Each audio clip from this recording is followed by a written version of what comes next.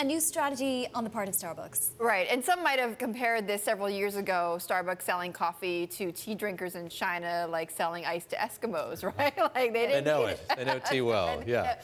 They know tea well. They're not big coffee drinkers, and so why is Starbucks going to go into this mature market? Well, yes, it's a mature market, but it is continuing to grow at a rapid clip. Not as much as before, don't get me wrong, right? I mean, we've seen 18, 20% growth rates in the tea market in China. Now it's more around 8 to 10%.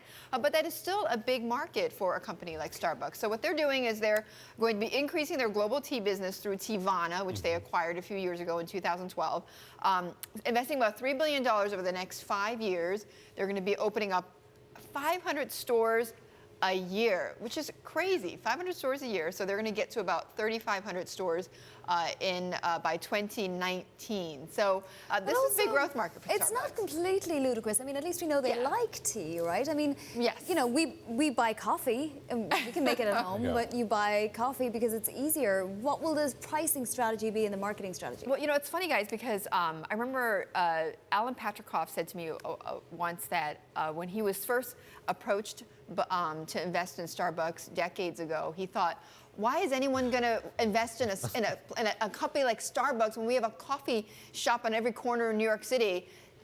He was dead wrong, right? So, so that didn't really answer your question, though, Bonnie. Well, what was your question? A similar point that you have to have a market for something before you can sell something. Yes, exactly. And look, and you know, the tea that Teavana is selling is very different from like oolong tea or jasmine tea, which is normally what's very popular in China, right? So this is more premium flavored tea, and some of the flavors that Teavana is known for, they're kind of known for some quirky. I don't know. Are you guys big tea drinkers? I've had some Teavana. Okay. I mean, they're kind of quirky. Right. They're like quirky flavors, and it's nice because you get like more flavor without as much calories, right? So some of the teas that they're going to sell in China: black tea with ruby, grapefruit, and honey. And then there's a green tea with aloe. My kids call it aloe. And prickly pear. You're supposed to drink that, or it's not in itself? Not spread it on your body. No. You're supposed to drink that.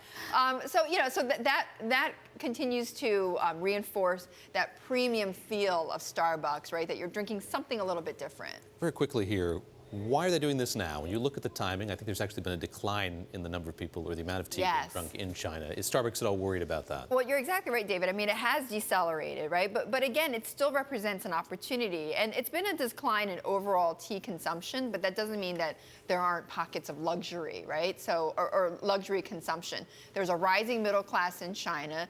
They're much more brand loyal and brand sensitive. So that in Starbucks' view, is a perfect opportunity to get away from the mass teas that you see in China, the Chinese tea, and go into something that is a little bit more luxury.